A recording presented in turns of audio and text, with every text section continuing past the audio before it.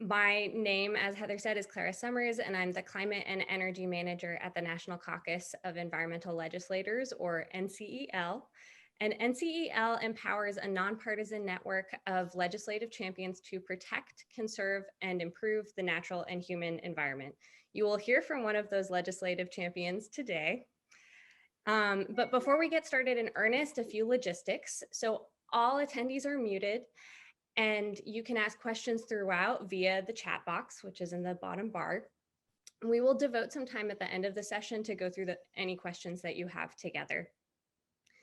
But just to set the stage, carbon pricing is widely recognized to be a tool against climate change, and it's often in the news. Recently, the Federal Energy Regulatory Commission announced that it would not prevent states or utilities from setting their own carbon prices. And this opens the door for more state-level action. States are already taking action on this. At least 16 have introduced carbon pricing legislation, including Connecticut. And many leaders in the business community are also proponents of carbon pricing. Recently, the Business Roundtable endorsed a price on carbon. Pricing carbon can mean many different things, though, and it's highly context dependent. So in a moment, I'm going to turn it over to my colleague, Michael Green, who will give you an overview of carbon pricing models and regional efforts. Afterwards, I will introduce Connecticut State Representative McCarthy Vahey, who has sponsored and co-sponsored carbon pricing legislation here in Connecticut. So to begin, I'd like to introduce Michael Green, Executive Director of Climate Exchange, Education, and Research. Michael leverages his extensive knowledge of policy and climate science to lead Climate Exchange, a Boston-based nonprofit focused on carbon pricing advocacy, media, and research. Nationally, he is recognized as an expert in climate policy design.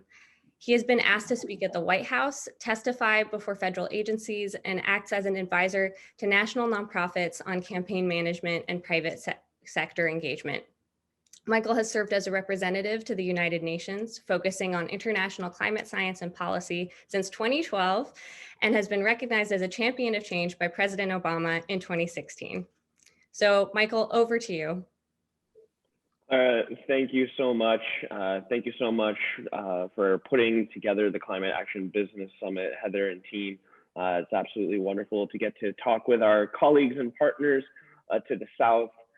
As was said, our home office is in Boston, but I'm actually in COVID quarantine up here in Woodstock, Vermont, but happy to speak with other New Englanders on this important topic and get right into carbon pricing, what it means for the private sector, and talk a little bit about the intel and the research that we're doing as an organization and how we can share that across states. So just briefly, Climate Exchange started working on carbon pricing in Massachusetts. Specifically, we were working with our Senate champion, Mike Barrett, who is the leader of the Telecom Utilities and Electric Committee, and is part of Senate leadership in moving Massachusetts through designing their own carbon pricing policy. It's been going on now for about 7 years that we've been crafting and working with our House, as well as with the governor, and moving different pathways forward. But one of the things that we noticed was a lot of other states are starting to scratch their head as well and thinking, wait, we're not on target to meet our emission goals. We know that it's going to be really difficult to meet emission reduction trajectories towards the mid-century framework, where we're talking about 80 or 100% emission reduction. And carbon pricing is not the only, but a very useful tool in kind of acting as a safe to make sure that we can get to those emission reductions and also generate the much needed investment to alleviate community harm and to transition our economy. So we started to work with other states about 3 years ago now. We launched the State Climate Policy Network, which we'll go ahead and link here in the chat, so you can go ahead and check out what's going on across the country. There's 17 states in the country that have emission reduction goals, and just about none of them are actually on target to meet those. So I can speak towards Massachusetts, but Massachusetts had a 25% reduction by 2020. We got to about 19% based on our in-house calculations, and they actually don't account for methane leakage in that number. So if you count methane leakage as well, it could be anywhere from 9 to 13% emission reduction. So we need sharper tools on the table in order to get to these long-term goals, especially the harder to lift goals. So what is carbon pricing? How does it work and how is it taking shape? Great questions, and we're going to move right over into that. Clara, and just so I'm good on time, I have how much time to do the presentation part? You have about 9 minutes. Brilliant. We're going to see, you guys, how much we can accomplish together in 9 minutes. Great. So what does it look like? Carbon pricing, the first and foremost thing that it can allow us to do is it can allow us to act as that safe, like I was talking about, to guarantee that we're getting to the emission reductions that we need to. Essentially, carbon this is an economist's more wonky term, but you guys as businesses are going to be more familiar and comfortable with it than maybe when I lecture at Northeastern or Boston College. Market externality, right? So it's something that is part of the production or the manufacturing or the logistics of a good and is not accounted for. Carbon pricing, when we put a fee on that or we charge for that pollution, what it's going to do is it's going to make the market readjust. So the first thing that it's going to do as polluters look at that now added fee to their production, they're going to want to avoid it. So it automatically is going to incentivize things within your business, within your supply chain, or within your household and kitchen table conversation about how you can reduce your carbon footprint. This changes from the norm that we currently have, which is an incentive-based or just a strictly standard-based. And in the incentive-based systems, where it's like putting money out there on the table for people to take advantage of, we have the carrot, but we don't have enough of a stick to move people along. So carbon pricing will act as that. The other piece that I mentioned right now, and it's really important in two parts. First, in looking at public health, carbon emissions, straight up carbon, is not detriment to people's health. The impacts of climate change absolutely are detrimental to people's health. The local pollutions that accompany carbon coming out of the tailpipe and smokestacks are extremely detrimental to people's health. So as we reduce carbon emissions, we also have much better health outcomes for our community.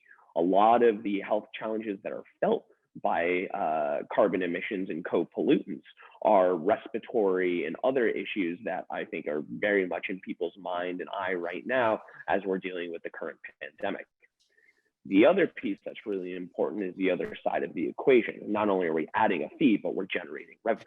What do we do with that revenue, and how can it be used to either further reduce emissions, to alleviate disproportionate impacts that have already happened or been felt by communities, or health impacts that have been felt by communities, or can it be investments into sparking innovation or underwriting or providing new technologies that otherwise wouldn't be made available to small businesses, or can it help create work programs and get people back to work? All really important things to be thinking about right now in light of our current crises. So how is the policy designed? Briefly, the price is put, generally, we try and put the fee as high up stream as possible. In most states are looking at this as point of import. So when the fossil fuel crosses over into Connecticut. This is actually quite useful for Connecticut's economy, since Connecticut in itself produces close to no fossil fuels and doesn't have any major refineries. This is actually going to allow money to stay in the state rather than the fossil fuel industrial complex taking the money and going back to Texas or foreign and abroad, right? So it's a really important tool for us being able to keep money in the state as long as we charge it as far upstream as possible. There's two different ways we can set this fee. We can set a hard limit, a tax essentially, and over time we can write out how that tax is going to increase. So maybe it'll start at something like $5, $10 a ton and work its way up to what the previous administration had calculated as the social cost of carbon of $50 per ton. The social cost of carbon is a kind of wonkish term on if you were to totally capture the real value of the impact of 1 ton of carbon emissions, what might that be on the global economy? So we can set that fee and move it as a tax and ratchet it up over time to reach further emission reductions, or we can kind of set a ceiling and a base price and allow the market to do an open bid or an open auction based on the need essentially of large polluting industries in order to purchase those allowances, both of which, and that's called a cap and trade program. Now there's options where a business or entity could purchase those credits and not use them and bank them, essentially hold on to those to possibly resell into the market.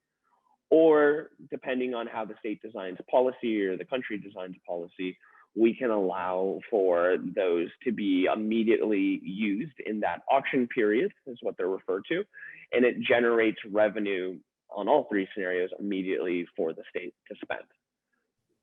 What's really important to know, though, about how the policy is designed is that we have really clear understanding of what the greenhouse gas portfolio or what emissions look like in the state. It's hard to track emission reduction if you don't have clarity on what your overall emissions are by industry or by state. So there's carbon pricing across the globe.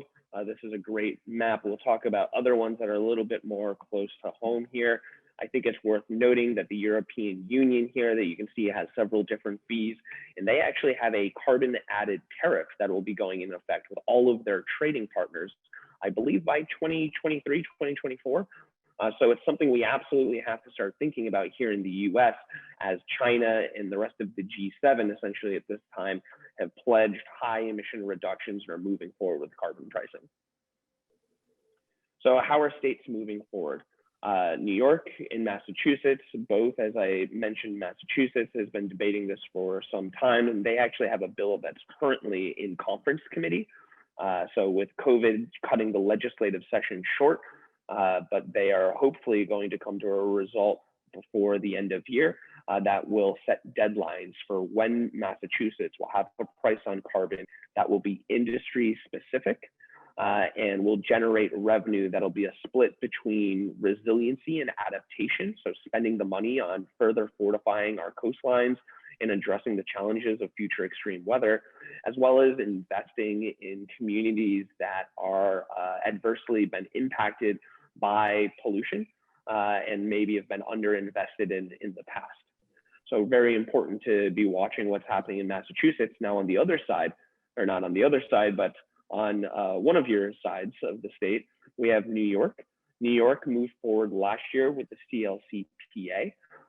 Now that didn't put a price on carbon in itself, but it set the state and bounded it to an extremely strict emission reduction guidelines. So the next step for them will be to put a price on carbon in New York in order to guarantee that they can get to that. Some of you might be thinking, hang on a second, I've heard about this methodology. I've heard about this taking shape in the past. And you're right in that RGGI, as well as California, are two existing policies here in the US. RGGI is just for electric providers, and it's across the Northeast states, going from Maine down to Virginia now. New Jersey has rejoined. And then California has an economy-wide carbon price, so not just on the electricity sector, that has been in effect and growing since 2008. So these are proven strategies. They're working in both of the sectors here in the US where we've seen emission reduction. I would say that the carbon price isn't the only policy that's having impact, but it's certainly a key part and will play a key part as we get into those deeper emission reductions. So right now, Connecticut is a part of the Transportation Climate Initiative. This is an expansion on RGGI that would take a very similar approach, but focus on the transportation sector. So of course, transportation is our heaviest polluting sector that we currently face. So it's really important for us to find ways to address that, especially over the last decade of relatively cheap fuel prices have led to a boom in people buying SUVs and trucks and large, heavier polluting vehicles. So it's going to be really important to catch our politics up with this moment and collect some needed revenue to reinvest back into our infrastructure, including public transportation access. a lot of our public, if we have them, I should say, a lot of our public transportation infrastructure is outdated and needs more investment. And in many places, they still don't have access to public transportation. So it's really key to generate some revenue there. We talked about that there's businesses supporting it, from everyone from Ben & Jerry's to Microsoft. Both Microsoft and Yale have internal prices on carbon. Danone and big corporations have been very supportive, as has the Business Roundtable, which recently endorsed this as a strategy for moving forward. Thank you, Michael. Thank you. That was such a comprehensive overview of how carbon pricing works and what's being done both in the region and across the country. So thank you for that. I would like to introduce our next speaker, Representative Cristin McCarthy Vahey. Cristin McCarthy Vahey has represented Fairfield's 133rd Assembly District since 2014. She is House Chair of the Planning and Development Committee, Coastal Caucus Co-Chair, and has served as the Majority Caucus Chair. She is a member of the legislature's Government Administration and Elections and Transportation Committees. Cristin is a social worker and community advocate, previously serving in local government from 2005 to 2014 as a select person and representative town meeting member. During her tenure in the legislature, Cristin has championed access to health and mental health, expanded voting rights and supports for the seniors and working families of Connecticut. She has worked to retain small and large businesses, serving on the Commission on Economic Competitiveness. Working with fellow legislators both here in Connecticut and throughout the region, Cristin has worked on carbon pricing legislation, increased support for transit, and the creation of walkable, bikeable communities as well. So Representative McCarthy Vahey, the floor is open for you. Thank you so much, Clara and Heather, and for having me here today. And Michael, it's absolutely wonderful to be here with you. And I loved listening to your presentation. What strikes me the most as a social worker is the way all the systems are connected and the importance of collaboration and working together across sectors. Because while you have Clara, who's doing work across the country with different groups, and Michael, who's clearly an expert in this field, and all of you who are here, who are our businesses, we know that it's working together that we're going to be able to work towards some of these solutions. I'm a social worker, as I said, and some of the work that I've done in the legislature and here in my community has been with tobacco prevention and youth substance use misuse prevention.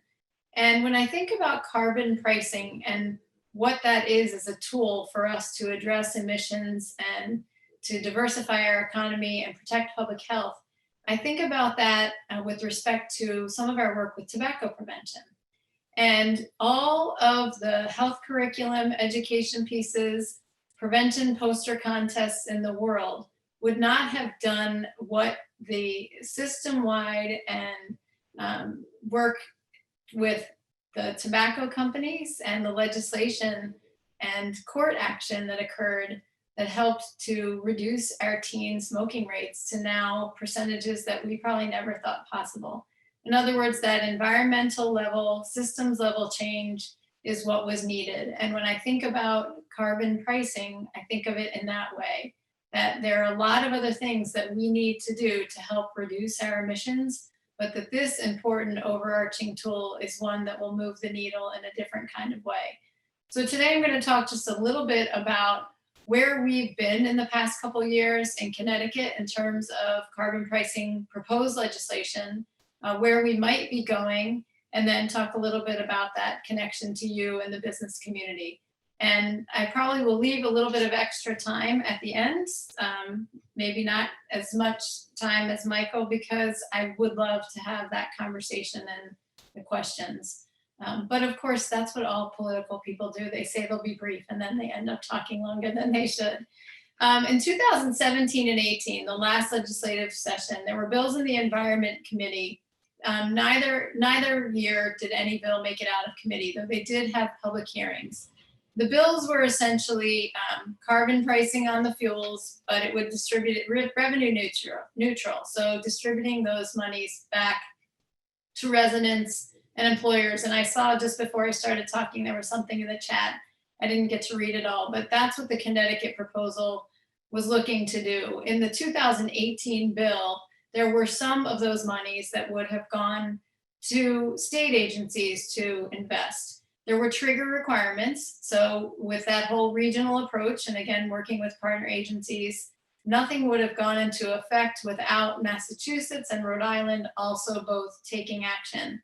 There was also, the bill proposed a carbon pollution council. So that was one of the other trigger pieces. It would be the council that would have to decide that price. And as Michael mentioned, probably starting at a base level and then progressively changing over time.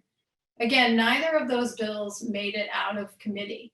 Now to the current session that we're in, 2019, 2020. And forgive me if I'm repeating for those of you who know out there, in the odd year sessions, which is the beginning of the legislative term, any individual legislator can propose a bill.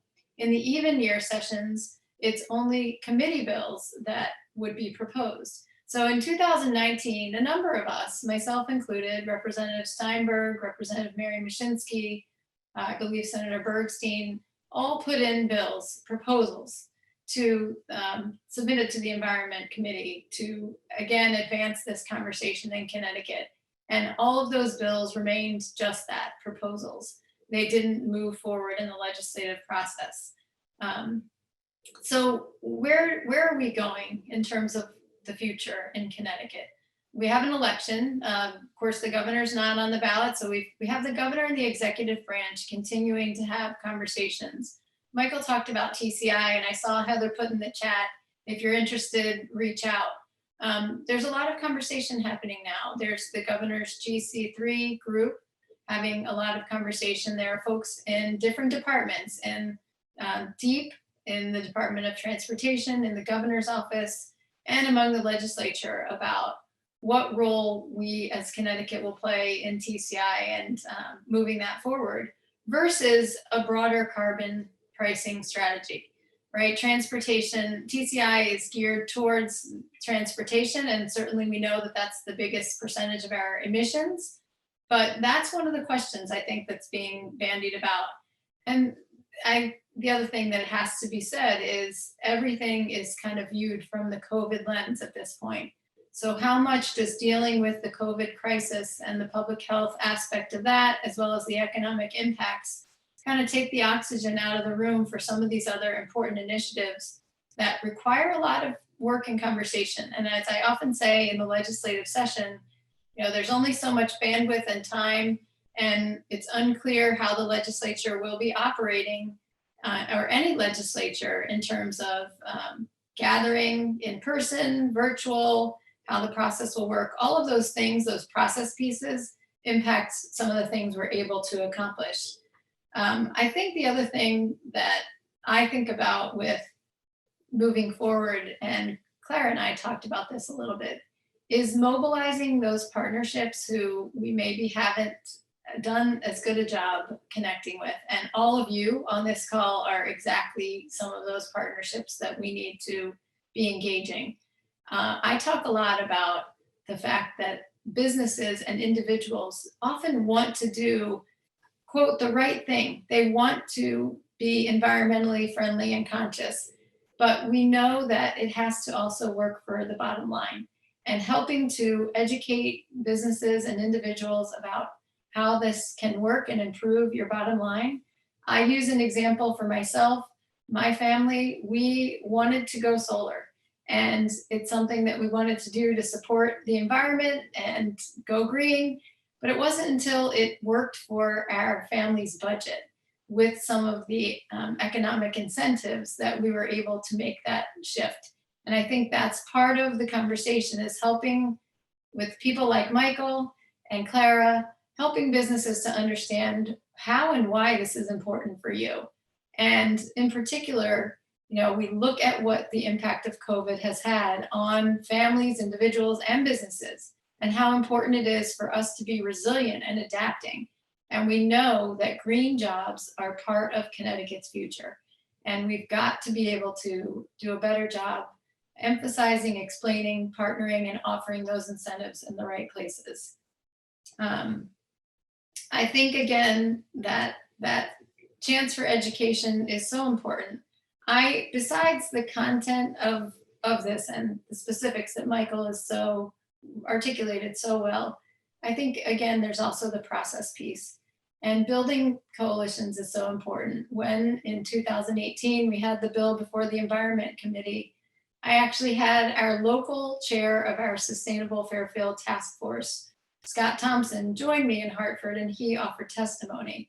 And I think that that's the kind of work we have to do, is we have to build those coalitions at every level, engaging those local groups with you all, the business partners, as well as engaging other legislative champions and making sure that we have a group, Democrats and Republicans alike, because we know that this issue, there are progressives and conservatives who can come together on how to do this and why it's important. And I just want to share with you actually the words that Mr. Thompson shared. I'm just going to read the tail end of his testimony to all of you. And he says in his testimony on the bill in 2018, what I think will happen after this legislation takes effect. Now, keep in mind, again, this legislation was revenue neutral with the monies, returning to residents and businesses. He says, after the initial wake-up call, there will be a big sigh of relief by the fossil fuel industry because of the certainty and hence stability created. Businesses, many of them small and locally owned, that can offer efficiency improvements will now have a strong basis to sell and finance their products and services. Businesses that can offer clean energy technologies like solar, wind, and geothermal will go gangbusters. Electric vehicles will become the hottest wheels around. Every household will have at least one. Our air will get cleaner. Our economy will kick into high gear. Our grandchildren's future will be brighter and more secure because of what you did. His words motivate me, and being here with all of you, certainly, Michael, your enthusiasm and just wonderful articulation, and Clara, your work are just great motivation to continue this conversation going forward and understand that even as we face these present day realities of COVID, that we have to be thinking about what we're doing with carbon pricing today, because the impact and the impact of not acting today is so tremendous, and we have to take action now. So I'm really grateful for the opportunity to be here, and I look forward to the conversation. Thank you so much, Representative. It was really helpful to get insight on your process and your work, and just get a better perspective of how we can bring in different constituencies and have more folks engage on the issue of carbon pricing and climate policy. So we're now moving into the questions time. So a reminder, there is a Q&A box, and if you put your question there, it's really easy to see.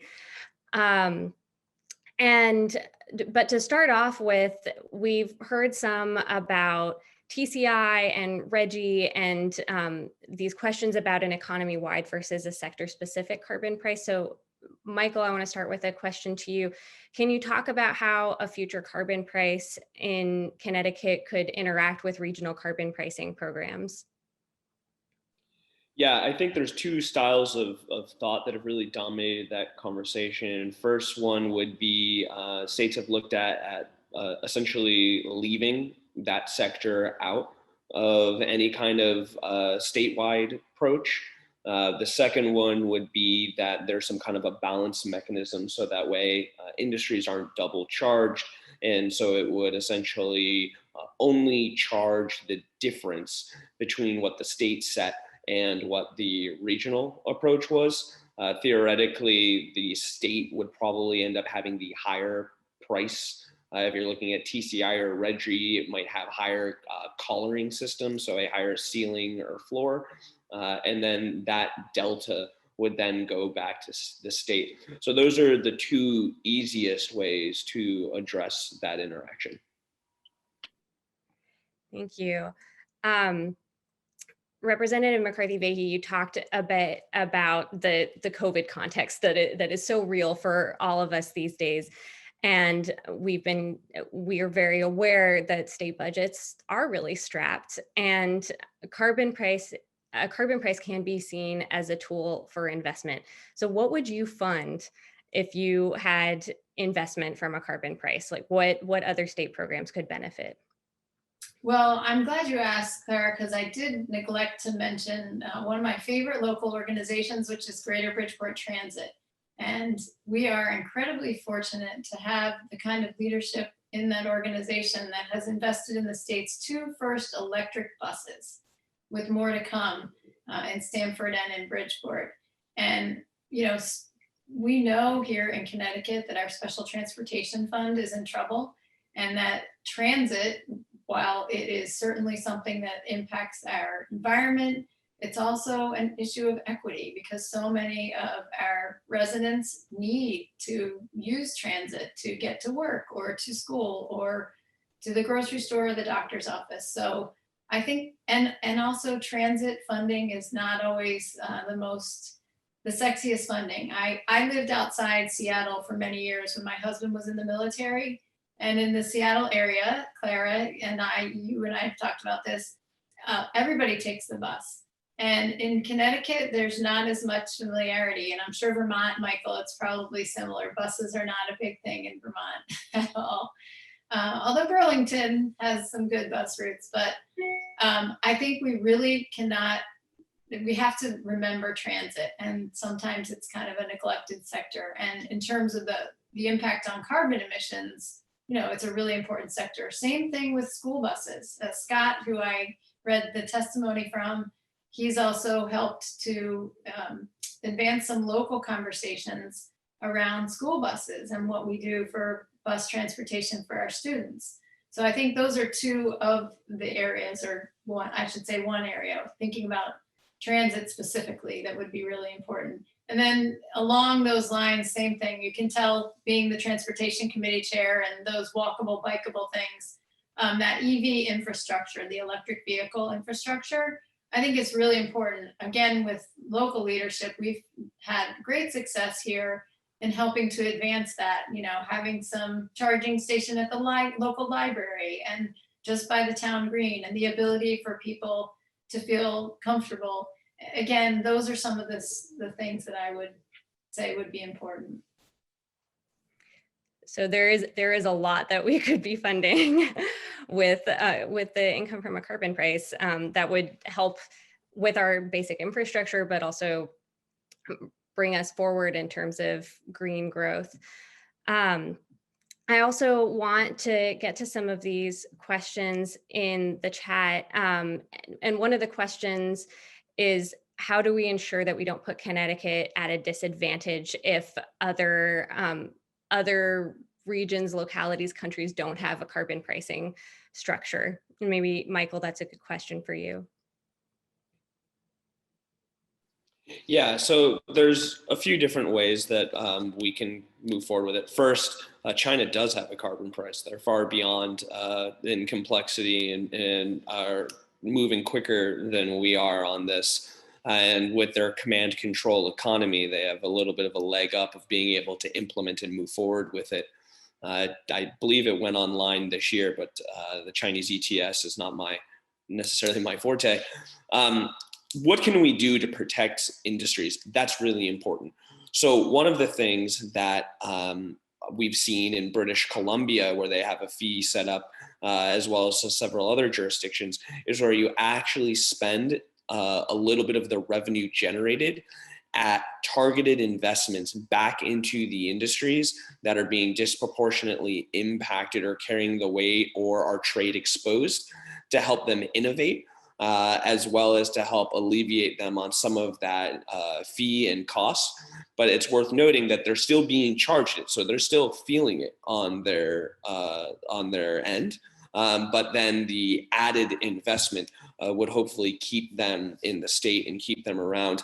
I would just mention that like we don't have really heavy industrial manufacturing in Connecticut that would be super trade exposed, that would pick up and move. And a lot of the pricing and the systems that we're talking about today would not balance out against the costs essentially of what it would take to actually pick up and leave Connecticut and go to India. That's not a real decision that the business owner would face because essentially that move and the logistical and jurisdictional challenges that would come with that would outweigh a carbon fee. Claire, can I jump in on that one as well? Absolutely.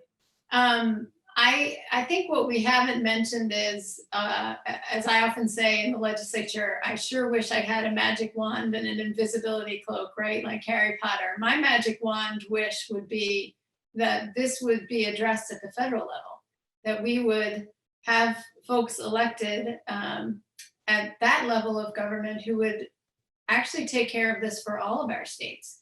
Because then you wouldn't be asking the question about how does this impact Connecticut versus Montana, North Dakota, Texas, California. And I think that the work and the goal of a group like NCEL has been to try and work with states. And again, as states do it, it's the same thing I'm saying about the localities, right? As the localities and the states do it, then we're hopefully getting the message across at the federal level that this needs to be done. So I, again, liken it to some of the tobacco prevention efforts. We were able to raise the age of tobacco purchase to 21 because in Connecticut, a whole bunch of our cities and towns passed local ordinances, and then the state passed the ordinance. And sure enough, the federal government actually made the change as well because enough of the states did it. And that's been the focus of the efforts, is to let's do this at the state level. But boy, wouldn't it be amazing if this could be done at the federal level? I mean, and by the way, businesses, those of you who are on this call, that's what you should be asking our federal representatives for. We should be organizing and working together to empower them to, move this forward as a priority. Thank you. That actually gets us in. We've had a couple questions about how the business community can better engage in carbon pricing legislation. And I'm seeing in the chat, there are a lot of folks like John Gage, who's been involved with work at the federal level to try to get carbon pricing and strong climate policy implemented. So I would love to hear both of your thoughts. So Michael, like where has the business community really powerfully engaged in other states on carbon pricing work? And then Representative, how in Connecticut can our businesses support your work and the work of other legislators in getting carbon pricing on the menu? I think it's been really important for the private sector to realize how useful it is to be a part of this conversation.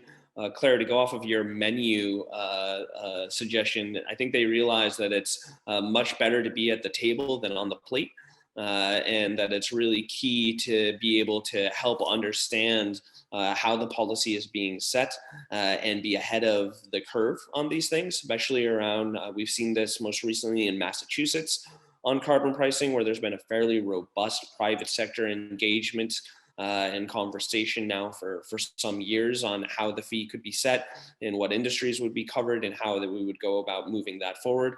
TCI, I think, is another place where the TCI conversation is seeing a lot of endorsements from the private sector and from maybe not so likely contributors in the electricity sector and in the fuel sector, as was mentioned, really looking forward for that certainty and that opportunity to be engaged.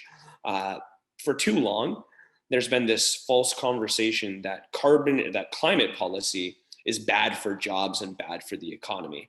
And since, I saw this really strong switch in about 2015 going into the Paris Agreement, when policy became somewhat inevitable, that the global business community really said, wait a second, we need these jobs, we need this innovation. And also, the times of being bad on climate policy is starting to have real impact. You're losing your customers, you're losing your future workforce because they want to work in a place that's values aligned. So it's really proving out to be businesses not only supportive of climate policy, but also the question is, well, then what kind of policy are you supportive of? And a market-based policy like carbon pricing is kind of the shovel-ready answer for how businesses can get involved. And we're already seeing that across the country. Over to you, Representative. Yes, I want to say amen. I could not agree more. It's so true. And what I didn't mention earlier was I live in Fairfield, Connecticut, a coastal community that has been tremendously impacted by climate, by the storms that we've seen. And what can you do as businesses? Well, one thing is, first of all, make sure you know who your state rep and your state senator are. And I often say this to groups about advocating on issues. If they don't know who you are, then they should, because you're a business, and if you're a leader in the community, absolutely, as Michael said, get engaged, get involved, pick up the phone, send an email, send them a Facebook message or a Twitter message or whatever it is, and help educate them. I also say, I'm a social worker by training. I am not an expert in this field by any stretch. However, I know how important it is for my community, for our state, and for the future of our planet. And it's people like Scott Thompson, who is a Fairfield resident and leader here, who has brought me forward and helped to educate me.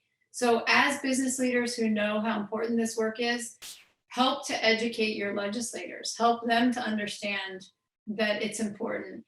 Ask them to introduce legislation, ask them to co-sponsor, tell them you'd like to go up and testify on a bill and be there with them. And as Michael said, be at the table and be ready to help provide those very real world examples as to what this means for your business and how important this is for our future. That's such a powerful call to action. And